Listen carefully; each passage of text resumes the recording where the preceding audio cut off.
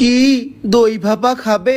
সত্যি আমি শিওর এই ভিডিওটা 1 মিলিয়ন ভিউজ তো যাবেই, কারণ এরকম মারাত্মক একটা দই ভাপা আমি ছাড়া তোমাদের কেউ বানিয়ে দেখাবে না। তো প্রথমে এখানে কিছুটা দই নিয়ে সুতির কাপড় দিয়ে চেপে চুপে যত জল আছে সব বার করে নিয়েছি। দইয়ের মধ্যে জল থাকলে কিন্তু এই রেসিপিটা একদম তৈরি হবে না। তারপর কনডেন্স মিল্কটাকে এই দইয়ের মধ্যে দিয়ে দিলাম। যেহেতু এই কনডেন্স মিল্কটা প্রচন্ড মিষ্টি হয়, আমি কিন্তু আলাদা করে আর চিনি অ্যাড করব না। এরপর কালার অ্যাড করার জন্য হলুদ ফুড কালার 2 ফোঁটা এর মধ্যে দিয়ে দেবো। ব্যাস, তারপর দই, কনডেন্স মিল্ক আর ফুড কালারটাকে ভালো করে গুলে গুলে গুলে গুলে গুলে গুলে গুলে গুলে মিশিয়ে নাও। এরপর এই মিশ্রণটাকে একটা বাটির মধ্যে রেখে ভালো করে এটাকে সেট করে নেবো আর ওপরটা ফয়েল পেপার দিয়ে মুড়িয়ে দেবো। ফয়েল পেপার দিয়ে বাটিটা মোড়ানো হয়ে গেলে এবার একটা গরম প্যানের মধ্যে এটাকে বসিয়ে দেবো। 30 মিনিটের জন্য ঢাকা দিয়ে রেখে দেবো। এরপর ওপর দিয়ে ফয়েল পেপারটা সরিয়ে দেখবো আমাদের দই ভাপা রেডি। এরপর বাটি উল্টে একটা প্লেটের মধ্যে দই ভাপাটা ঢেলে ওপর দিয়ে হালকা আমন্ডের টুকরো ছড়িয়ে নেবো। তারপর ভালো করে চাকু দিয়ে কেটে খেয়ে বলবো পুরো মাথা নষ্ট।